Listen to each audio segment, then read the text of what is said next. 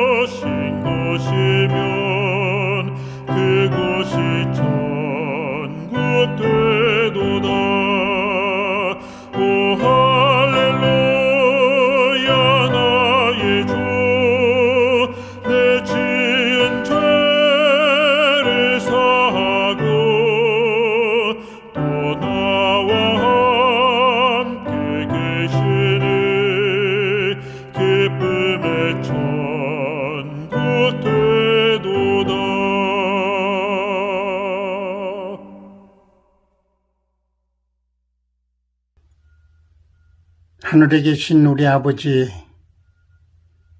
감사합니다. 연일 계속되는 사경회의에 하나님의 은혜가 풍성할 뿐만 아니라 말씀을 준비한 주의 세우신 주의 종에게 하늘의 지혜와 총명과 성령에 충만하여 듣는 모든 성도님들 마음에 하나님의 넘치는 은혜가 함께해 주셔서 이 가장 어려운 시기에 주의 말씀을 듣고 들은 것들을 우리가 생활에 실천하여 이 마지막 주님의 사업에 증인의 역할을 다할 수 있는 능력을 주셔서 하나님 앞에만 영광 돌리게 해주시고 많은 사람들에게 받은 바 은혜를 나누는 기쁨의 귀한 생애들이 되도록 선히 인도해 주시옵기를 간절히 기도하곤 합니다. 아버지 하나님, 우리 노마린다 교회에 세우신 주의 종들과 장로님들, 집사님들, 모든 성도님들 가정마다 하나님의 은혜가 충만케 해 주시고 우리 주님께서 이번 계기를 통하여 그 말씀에 굳게 설 수 있는 우리의 믿음의 성도들이 되게 해 주시옵기를 간절히 기도하곤 합니다. 가장 어려운 시기에 주의 종을 통하여 말씀을 듣게 해 주셨사오니 더욱 감사합니다. 하나님, 지혜와 총명과 성령의 능력을 주셔서 그 말씀대로 따라 생활에 실천할 뿐만 아니라 우리의 삶의 생애 가운데서 아름답게 말씀으로 크게 감동받는 믿음의 삶들이 되어 충성된 종들이 될 뿐만 아니라 맡겨주신 일들을 감당할 수 있도록 은혜를 베풀어 주셔서 하나님 앞에만 감사 찬송드리게 해 주시옵기를 간절히 기도하곤 합니다. 아버지, 이번 계기를 통하여 우리 누마린다 교회의 모든 면에 하나님께 영광 돌릴 뿐만 아니라 계획하는 모든 그 계획들이 주님의 뜻 안에서 성숙하게 이루어지게 하시고 믿음으로 충성하는 주의 성도들 가정이 되도록 선히 인도해 주시옵기를 간절히 기도하곤 합니다. 우리 하나님의 은혜가 이 기간 동안에 하나님의 놀라우신 은혜가 풍성케 해 주셔서 믿음으로 말씀으로 승리하는 기쁨이 생애들이 되도록 한 주일 동안 축복하여 주시옵기를 우리를 죄에서 구원해 주신 우리 주 예수 그리스도의 이름으로 간절히 기도드리옵나이다. 아멘.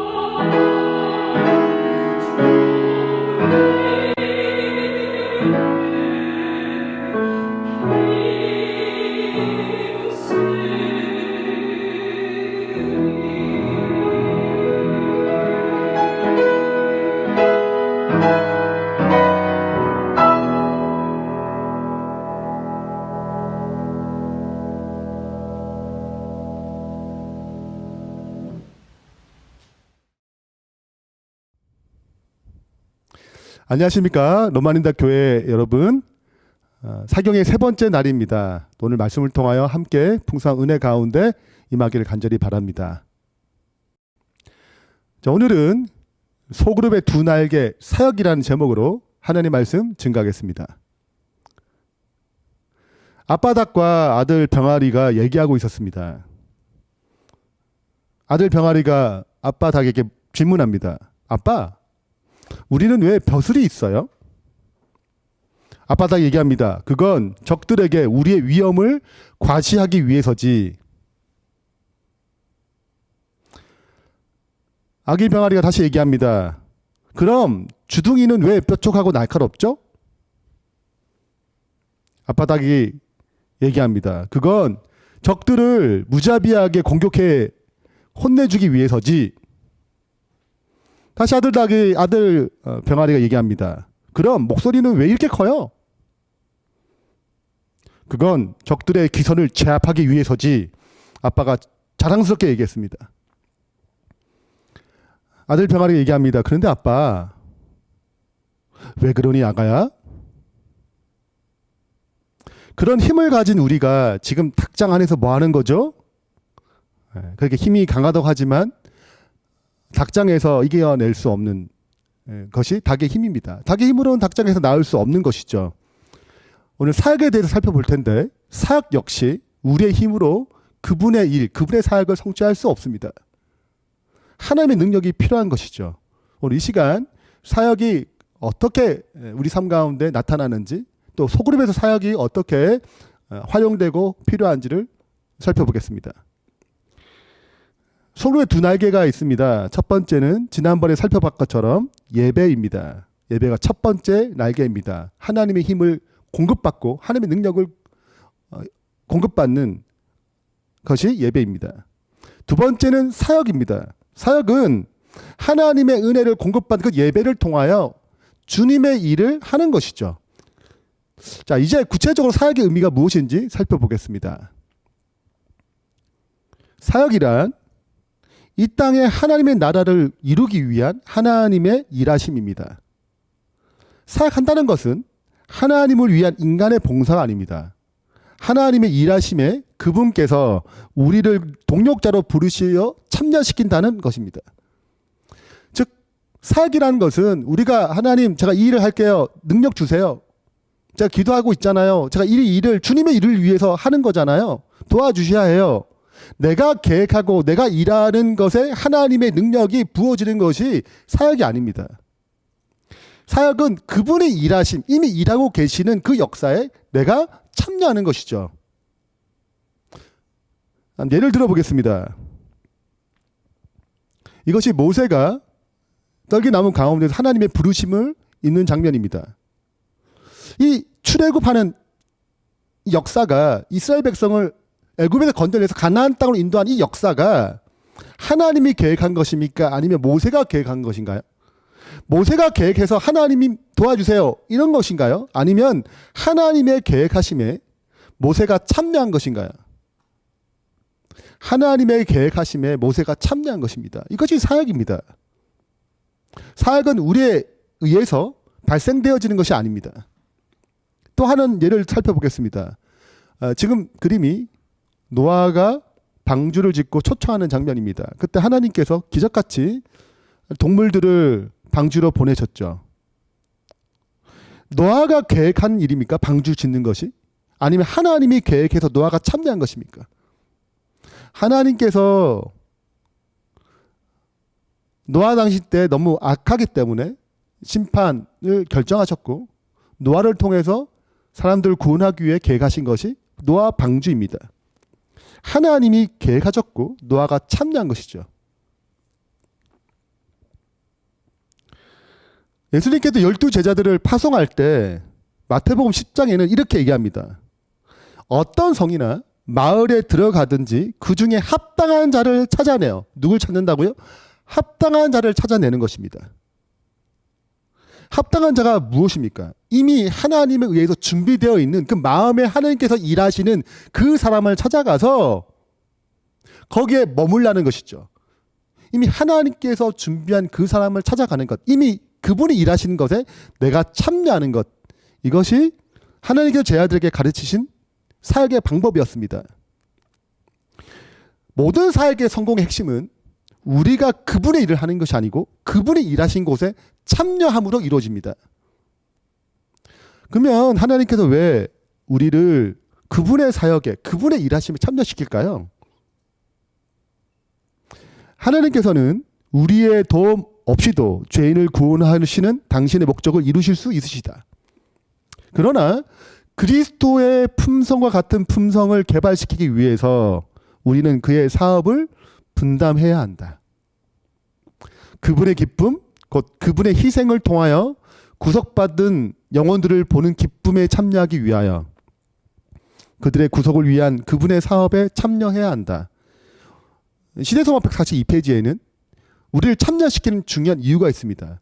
그리스도와 같은 성품을 이루기 위하여 그분이 누리시는 기쁨을 경험케 하기 위하여 그분의 사역에 참여시킨다고 말씀하십니다. 그래서 하나님을 지식적으로 아는 것이 아니고 사역에 참여함으로 경험적으로 알게 되는 것입니다. 그렇다면 사역하지 않을 때 어떤 문제가 생길까요? 하나님이 일하심에 내가 참여하지 않으면 어떤 문제가 생길까요? 생애의 빛에서 이렇게 기록하고 있습니다. 운동을 함으로써 몸이 튼튼해진다. 우리의 그리스도인 생애를 튼튼하게 유지하기 원한다면 우리는 일을 해야 한다. 우리가 하나님의 축복을 받기만 하고 아무것도 하지 않으면 우리의 그리스도인 생애는 건전하거나 강하게 되지 못할 것이다. 팔과 다리를 사용하지 않는 사람은 미국의 그 팔과 다리를 움직일 힘을 잃어버리게 된다. 하나님께서 주시는 힘을 사용하지 않는 그리스도인은 더 이상 그리스도 안에서 자라나지 못한다. 그런 사람은 이미 가지고 있는 힘마저 잃어버리게 된다. 사역하지 않을 때 어떤 문제가 생깁니까? 우리가 운동하지 않으면 어떤 문제가 생기나요?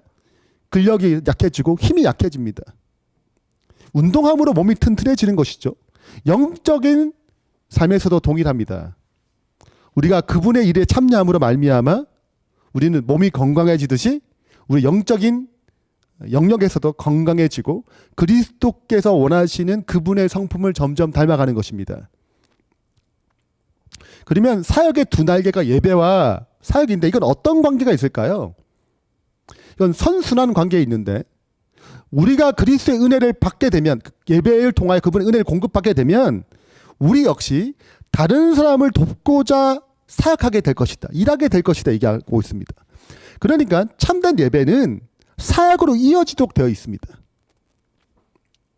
밥을 먹어야 힘이 생깁니다. 운동을 해야 근력이 생기는 거죠. 운동을 하면 에너지가 소비됩니다. 다시 배가 고파요.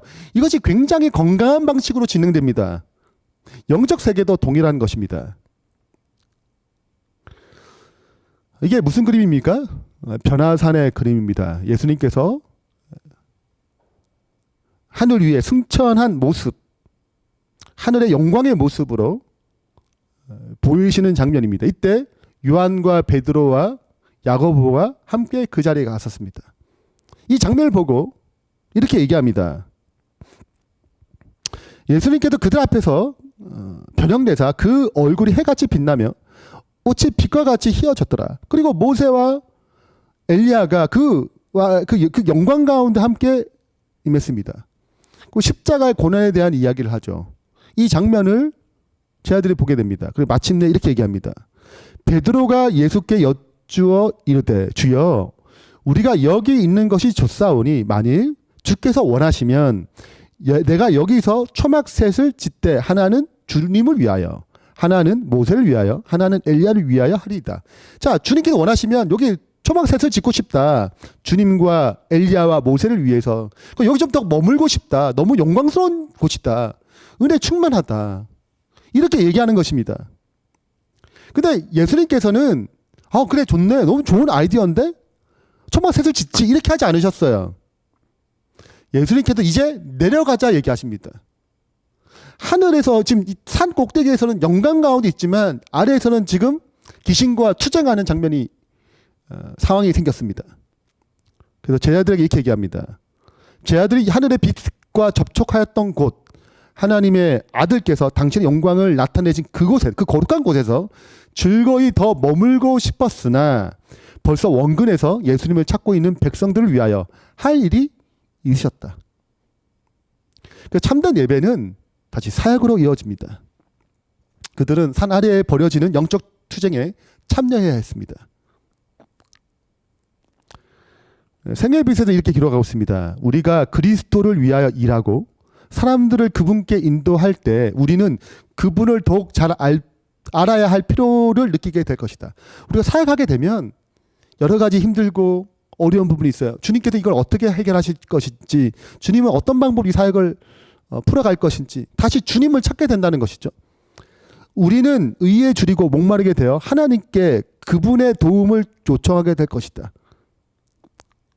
우리의 믿음은 우리가 구원에 관하여 더욱 많은 것을 배우게 될 때 더욱 강하게 될 것이다. 우리는 은혜와 그리스도를 아는 지식 안에서 자라나게 되고 하나님의 사업은 더욱 잘할 수 있게 될 것이다. 자, 보세요. 우리가 일하게 되면 그분을 찾게 된다는 것입니다. 또 그분을 찾게 되면 다시 일하게 되도록 하나님 사업이 더 잘 되도록 역사하신다는 것이죠. 그러므로 참된 예배는, 다시 참된 사역은 예배로 이어집니다. 이렇게 예배가 사역으로, 사역이 예배로 이어지는 것입니다. 하늘에 비가 내리면 땅에 고이는 곳으로 끝나는 게 아니고 다시 수증기가 되어서 하늘로 올라갑니다. 이와 같듯이 예배와 사역은 선순환 관계 가운데 있습니다.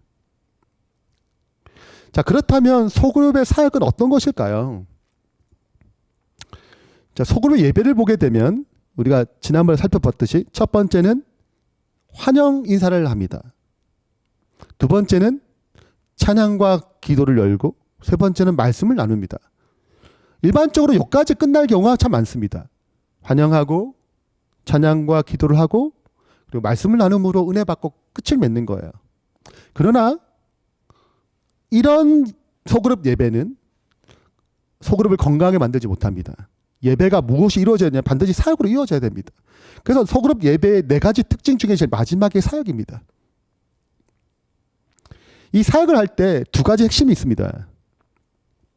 생명력이 넘치는 소그룹이 되려면 예배로 끝나면 안 되고 다시 말씀 나누면 끝나는 것이 아니고 반드시 사역으로 넘어가야 되는데, 그 두 가지 계획은 첫 번째는 세움에 대한 계획이고 두 번째는 전도에 대한 계획이에요. 이 소그룹을 어떻게 건강하게 양육할 것인가, 어떻게 케어할 것인가, 어떻게 돌봐주실 것인가, 어떻게 더 깊은 친교 가운데 들어갈 것인가. 또 하나는 전도 계획이죠. 어떻게 영혼을 전도해서 그들을 주님 앞으로 인도할 것인가. 이것이 소그룹이 가진 두 가지 핵심 사역입니다. 이 두 가지 사역을 통해서 소그룹은 건강해지고 주님 안에서 자라나게 되고 마침내 배가게 되는 것이죠. 사역 계획에는 크게 5가지가 있습니다. 첫 번째는 어떻게 돌볼 것인가. 아프거나 또 필요를 채워주고 기도해주고 전화해주고 안부를 묻는 등 이렇게 돌보는 과정이 있고, 두 번째는 서로 간의 친교의 과정이 있습니다. 그래서 때로는 여자들끼리 모여서 함께 식사를 하고 또 담화를 나누는 시간, 또 남자들끼리 모여가지고 운동도 하고 함께 시간을 갖는 시간들, 또 훈련이 필요합니다. 그리스도 안에서 건강히 자라나기 위해서는 배움의 과정이 필요하죠. 말씀을 볼 수 있도록, 기도를 할 수 있도록, 또한 어떤 영역에서 그 사역을 건강하게 만들 수 있는지에 대한 영적인 훈련들이 필요한 것입니다. 네 번째는 그래서 또 사역에 참여시키는 것이죠. 소그룹만 가지는 사역들이 있습니다.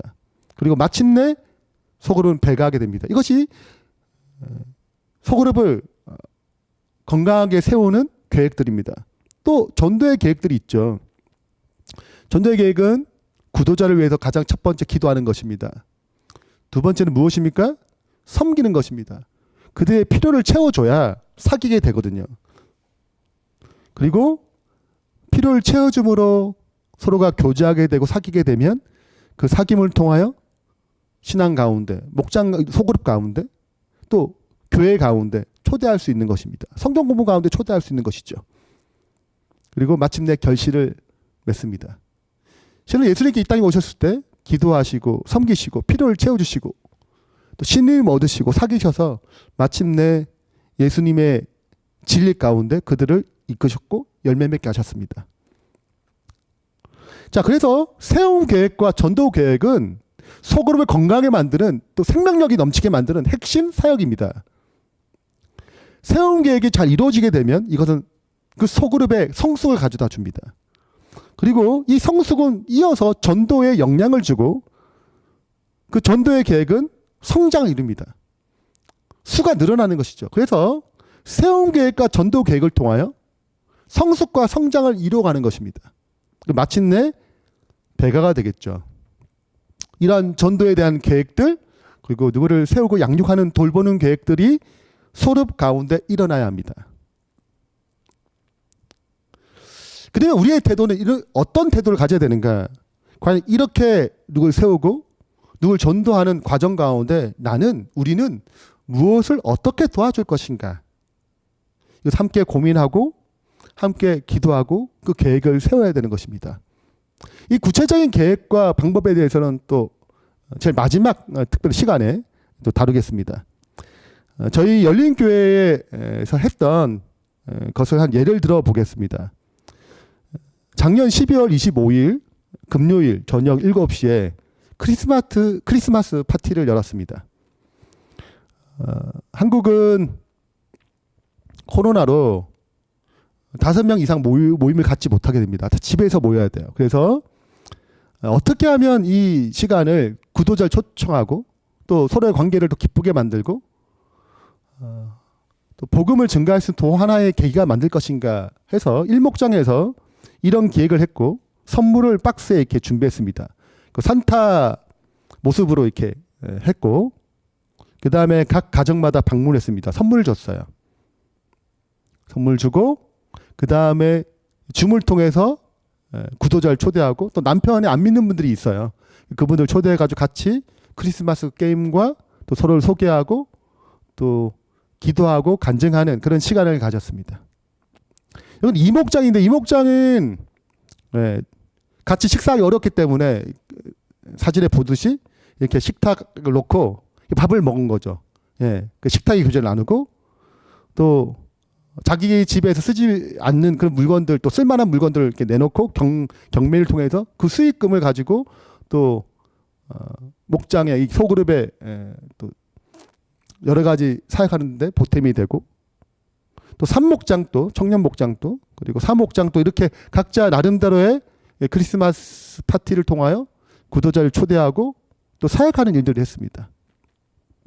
또한 목장에서 졸업식 날 축하해주고 또 아이들과 코로나로 만날 수 없는데 집에 초대해서 또 식사를 나눠주고 또 청년들은 또 모아서 그들이 앞으로 가야 할 방향들에 대해서 함께 훈련하는 시간들 그리고 또 이렇게 소울이 커지면 배가는 일들이 전도와 세움의 계획들이 소그룹 안에서 계속 활발하게 일어날 때 건강하게 자라날 수 있다는 것입니다.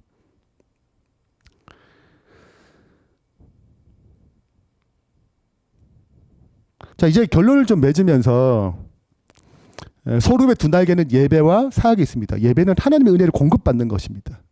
사역은 하나님께 받은 이 공급의 은혜를 다른 사람들에게 나눠주는 것이죠. 하나님의 이끄시는 그곳에 그 일하신 그곳에 내가 참여함으로 그분의 사역을 가는 것입니다. 그러니까 사역이란 하나님의 나라를 이루기 위한 하나님의 일하심입니다. 사역한다는 것은 하나님을 위한 인간의 봉사가 아닙니다.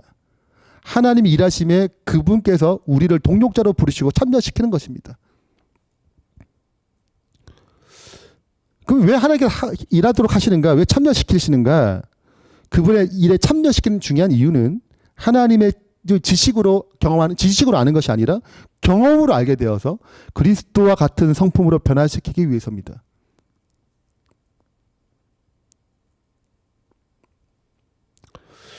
세 번째는 우리가 사역하지 않게 되면 영적인 생명력이 건강하게 자라지 못합니다. 마침내 죽게 될 것입니다.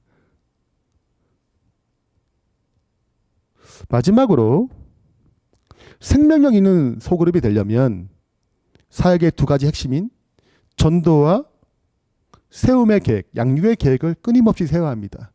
이 과정을 통해서 비로소 소그룹이 건강하게 되고 생명력이 넘칩니다. 예배만 있고 사역이 없을 때 결국 이 소그룹은 마침내 영적으로 죽게 될 수밖에 없을 것입니다.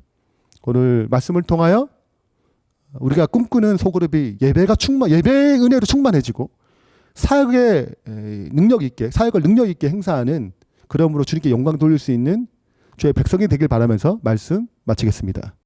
이어서 열린교회 김혜영 집사님의 간증을 듣겠습니다. 앞에서 설명한 제자훈련, 소그룹 사역 등에 대한 체험을 소개해 주실 것입니다. 많은 은혜 받으시길 바랍니다. 안녕하세요. 저는 열린교회의 김혜영입니다. 사실 저는 지금까지 한 번도 미국에 간 적이 없습니다. 그런데 이 간증이 저보다 더 먼저 미국을 가게 되었네요. 제 간증이 미국에까지 갈 줄은 진짜 꿈에도 몰랐습니다. 간증도 갔으니까 저도 언젠가는 미국에 갈 수 있겠죠? 저는 모태교인이고 어릴 적부터 교회에 빠지면 큰일 나는 줄 알고 열심히 교회에 다녔고 또한 열정을 다해 많은 사역을 하며 살았습니다. 하지만 스스로 말씀 연구는 하려고 하지 않고 오직 예배 시간에 듣는 것이 신앙의 전부인 것으로 생각하고 살았습니다. 제 성경책은 교회 가방 안에서 한 번도 꺼내본 적이 없었습니다. 그만큼 말씀을 보지 않고 살았다는 것이죠. 그리고 열심히 사역하니까 신앙생활 잘하고 있다고 생각했습니다. 다른 분들도 열심히 사역하는 저를 보고 믿음이 좋은 집사님이라고 말했습니다. DT 양육과정을 수료한 지금 뒤돌아보니까 본질은 모른 채 의식에만 치중하고 살았다는 것을 알게 되었습니다. 말씀이 나의 주관적 경험이 되지 못했습니다. 그런 경험을 어떻게 하는지, 그런 것이 있는지조차 모르고 살았습니다. 더 큰 문제는 그것이 잘못되었다는 것을 몰랐다는 것입니다. 제가 제자훈련 DT 양육과정을 하게 된 계기는 어느 학부모가 제게 너무 좋은 목사님 말씀이 있는데 한번 가보자는 것이었습니다.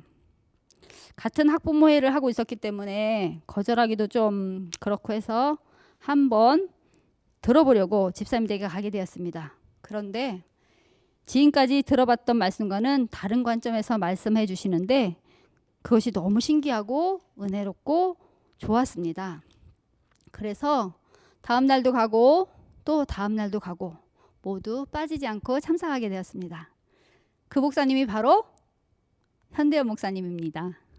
사실 교회는 오래 다녔지만 누가 성경에 대해 질문을 하면 대답할 수가 없었습니다. 그리고 교회에서 점점 중책의 사역이 지어지다 보니까 말씀을 가르쳐야 하는 부분에서는 자신감이 없었습니다. 그것을 또 남들에게 나타내기에 너무 부끄럽게 여겨졌고 그래서 한번 배워볼까 하는 마음도 생겼습니다. 원래는 4일만 공부하기로 했었는데 말씀을 들으면서 굉장히 열심히 있는 한 집사님이 계속 공부를 하고 싶다는 거였어요. 그것도 목사님한테 배우고 싶다는 거였죠.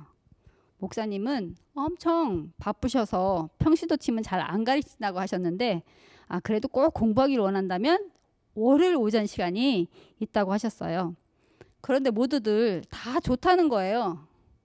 저 혼자 안 된다 할 수도 없고 그래서 저도 얼떨결에 함께 제자훈련을 하게 되었습니다.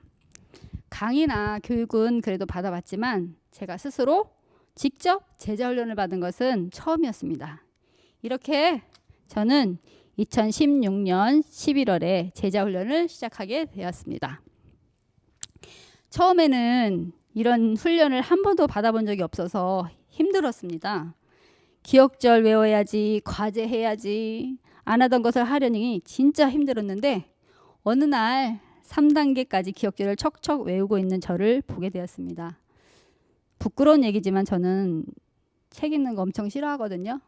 책만 보면 잠이 오고 책 한 권을 끝까지 읽어본 적이 없습니다. 글 쓰는 것은 더 싫어해서 어떻게 글을 써야 하는지 잘 모르는데 과제가 모두 책 읽는 거고 또 본격적으로 쓰는 거였습니다.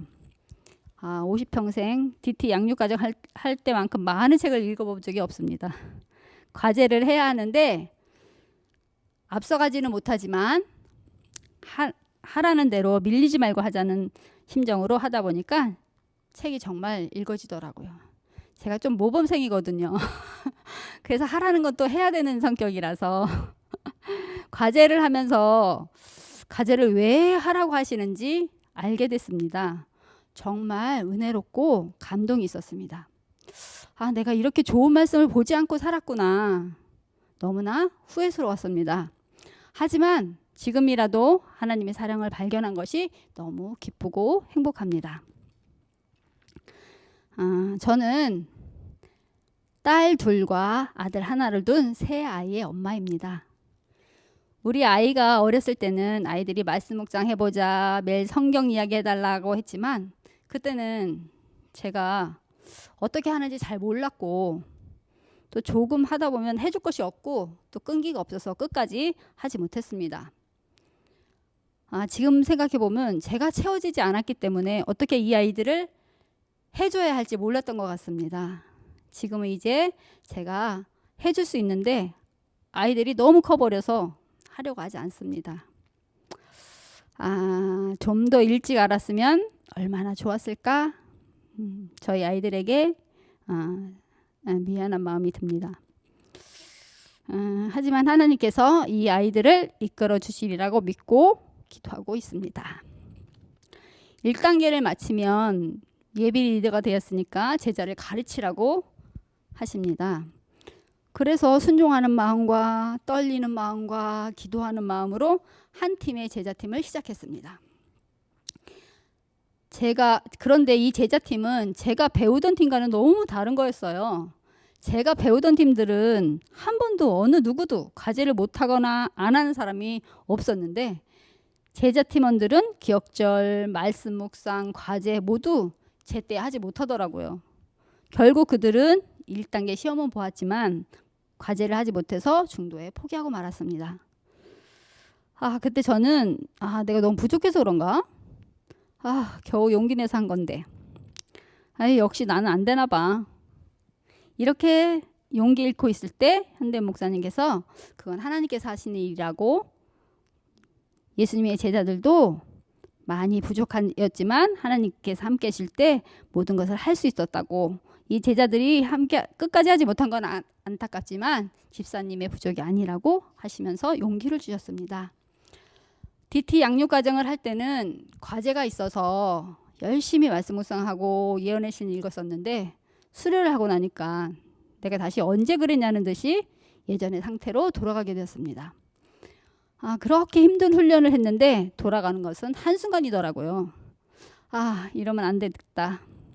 제자 훈련을 하면서 계속 들어왔던 내가 살기 위해서 제자를 낳아야 된다는 그런 말씀이 생각났습니다. 그러면서도 한 번 실패했던 경험이 있어서 용기가 나지 않았는데 기도하면서 함께 훈련할 제자들을 찾는 중에 하나님께서 저에게 한 팀을 주셨습니다.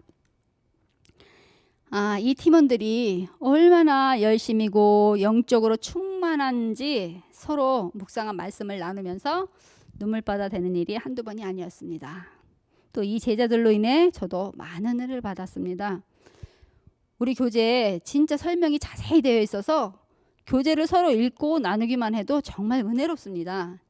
이런 교재가 있었기에 가르칠 수 있는 용기가 생겼습니다. 제가 부족하기 때문에 많이 기도하게 됩니다. 그래서 기도하면서 가르치면서 성령님의 임재하심을 여러 번 느꼈습니다. 제자들을 가르치는 길만이 제가 살 수 있는 길이라는 것도 체험하게 되었습니다. 자아 희생의 법칙이 자아 보존의 법칙이란 말이 딱 맞았습니다. 이 제자들이 DT를 수료하고 저와 함께 36 열린교회에 다니게 되었습니다. 제자팀을 가리키다 보니까 제가 배울 때 이런 말씀이 있었나? 하는 생각이 들더라고요. 배울 때 깨달지 못했던 것들을 알게 되기도 하고 또 잊어버렸던 것을 다시 되새기게 되기도 해서 너무 좋았습니다. 팀마다 분위기도 다 달라서 그곳에서 또 다른 은혜를 제가 더 많이 받게 됩니다.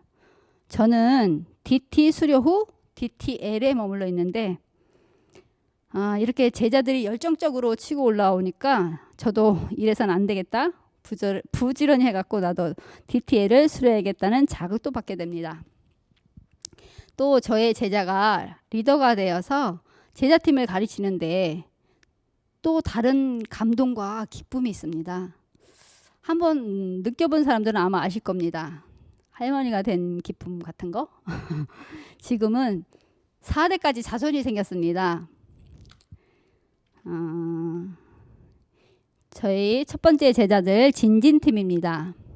이 진진팀의 한 집사님이 여기 로고스 팀을 가르치게 되었고, 이 로고스 팀의 한 집사님이 기적의 기도 응답팀이라는 팀을 가르치게 되었습니다. 또 진진팀에서 있는 다른 집사님 한 분이 예향팀이라는 제자들을 가르치고 있습니다. 너무 맛있는 맛집이 있어서 알려주고 싶은 마음으로 여러분에게 제가 경험한 DT 양육과정을 소개하고자 합니다. DT 양육과정은 1단계에서 3단계까지 있습니다. 1단계에는 멀리 하늘에 계신 하나님이 아니라 늘 옆에 계시는 하나님을 직접 체험하고 가깝게 교제하는 법을 배웁니다. 그리고 복음을 통해 내 힘으로 할 수 없는 것을 그리스도께서 이루시는 것을 배웁니다. 또 2단계에서는 하나님이 나에게 말씀하신 음성을 직접 듣는 법을 배우고, 저는 이전에는 하나님께 이렇게 해주세요, 하나님 저렇게 해주세요 하고 이렇게 제 말만 하고 끝났는데, 지금은 나에게 들려주시는 하나님의 음성을 듣기 위해 기다립니다. 그리고 하나님이 우리를 구속하기 위한 구속의 경륜들이 엄청나다는 것을 배웁니다. 3단계에서는 저에게 말씀하시는 하나님의 사명을 순종하며 그리스도인으로서 시간과 재정과 건강을 어떻게 관리하며 살아야 하는지를 배웁니다. 이 과정을 모두 수료한 저는 이렇게 변화가 되었습니다. 첫 번째, 하나님의 음성을 조금씩 듣게 되었고 하나님과 대화하게 되었습니다. 두 번째, 제자를 가르쳐야 한다는 사명감이 생겼습니다.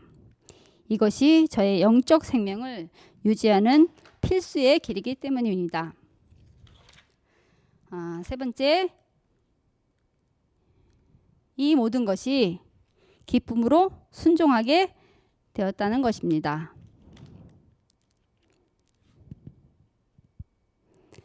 아직까지 제가 많이 부족하지만 저도 모르는 사이에 변해 있더라는 것입니다.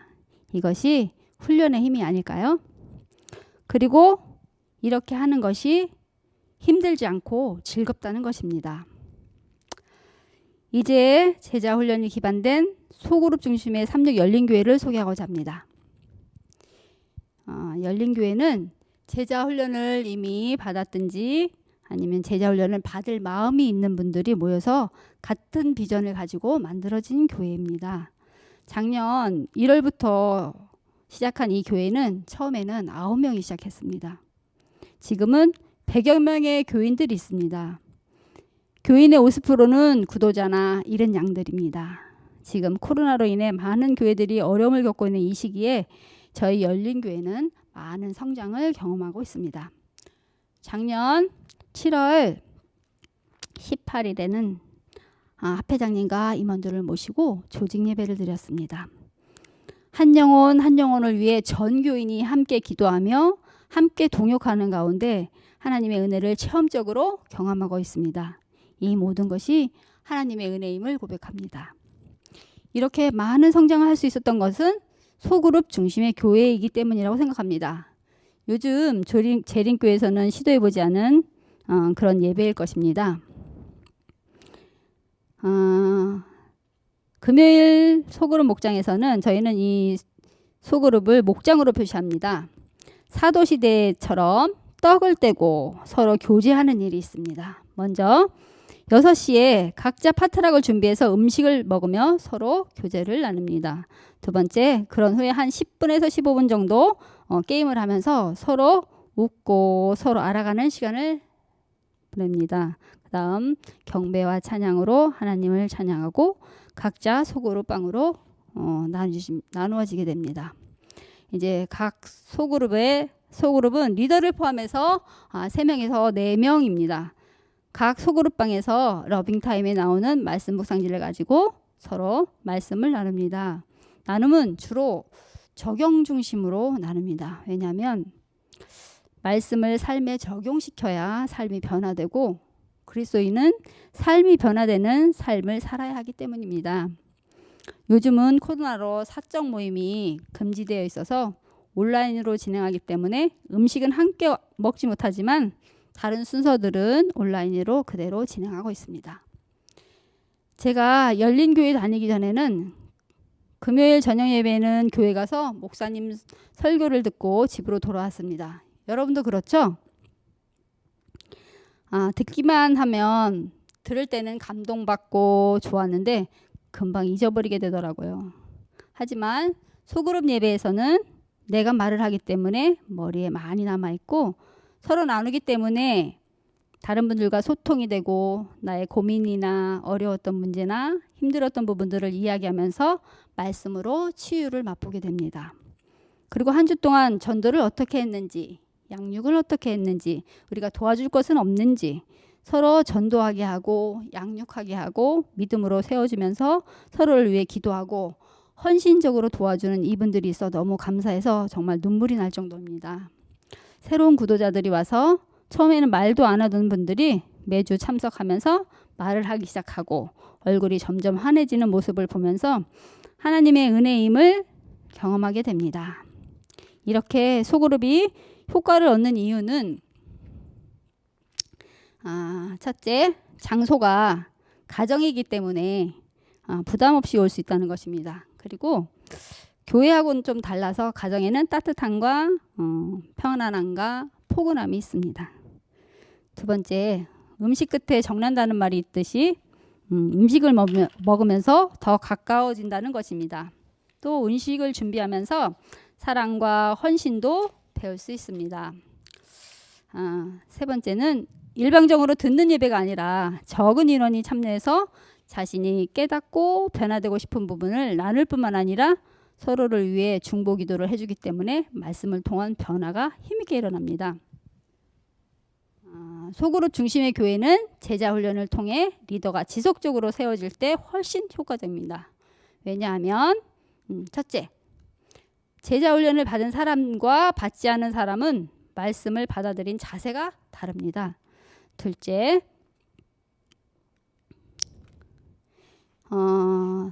세네 명이 나눔을 할 때 제자 훈련 받은 사람들이 인도를 하고 나눔을 하면 훨씬 풍성하기 때문에 팀의 분위기를 잘 이끌어갈 수 있습니다. 세 번째, 한 소그룹에 성인이 12명 정도가 되면 배가를 준비하거든요.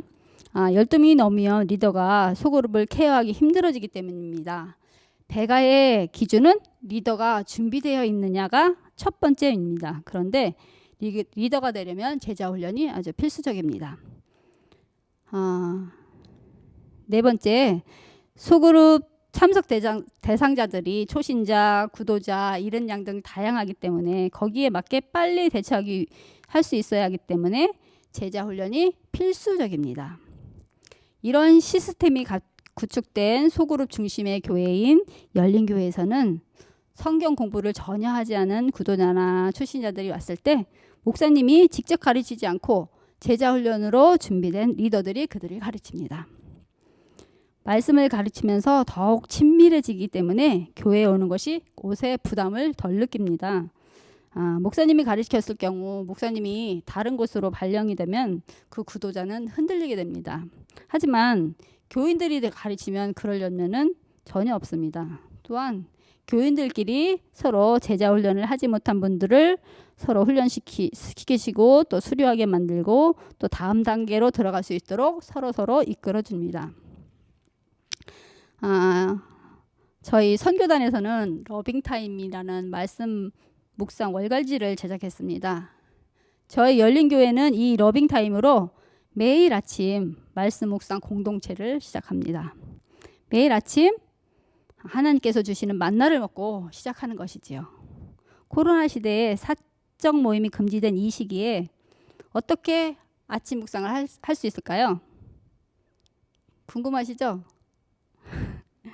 네.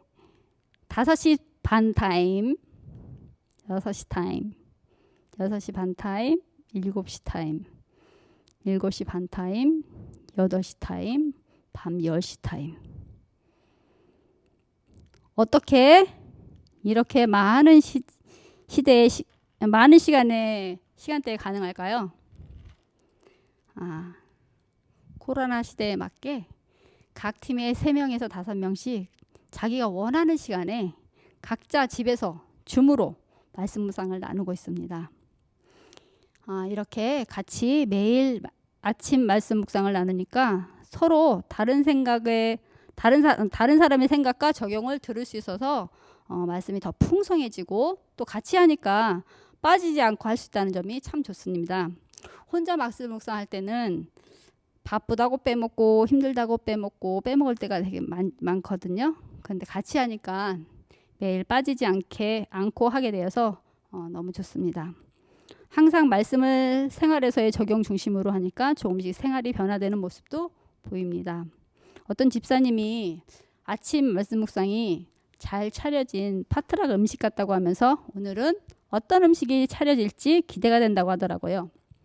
매일 함께 기도하고 말씀 보며 하나님께서 일하시는 곳에 우리는 순종하며 하나님의 크신 은혜를 경험합니다. 함께 기도했기 때문에 기도의 응답이 이루어질 때마다 모두 자기 일인 것처럼 기뻐하며 찬양하면서 하나님을 더 의지하게 되고 또한 우리들의 믿음이 성장함을 보게 됩니다. 성령님의 충만한 은혜입니다. 이런 열린교회의 동역자들이 있어 너무 행복하고 감사합니다. 감사합니다.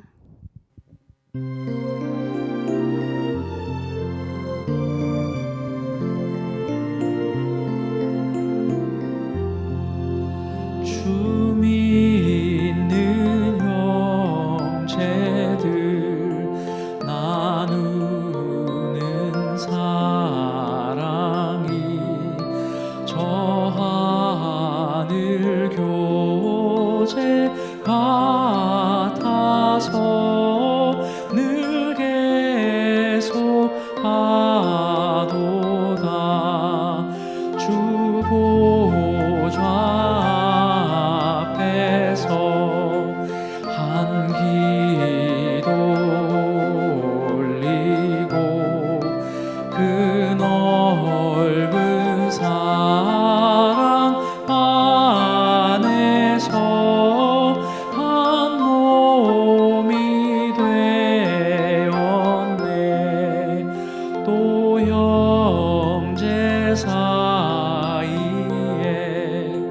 고락을 나누며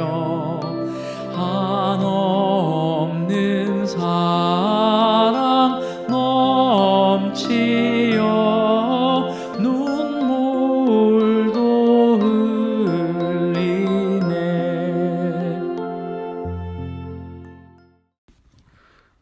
하늘에 계신 하나님 아버지, 죄 가운데서 우리를 구원하실 뿐만 아니라 주의 일에 동력자로 삼아주셔서 감사합니다. 주님의 일이라고 하면서 내가 이루려고 주님보다 앞서 행했던 어리석음들을 용서하여 주시옵소서. 이제 주님의 일하심을 주목하며 주님께서 부르실 때 순종하여 참여하는 주의 신실한 자녀 되도록 인도하여 주시옵소서. 주님의 일에 참여함으로 주님의 마음을 알고 주님의 성품을 더 깊이 닮아가는 참된 그리스도인이 되게 하여 주시옵소서. 우리를 지극히 사랑하시는 예수 그리스도의 이름으로 축원하며 기도합니다.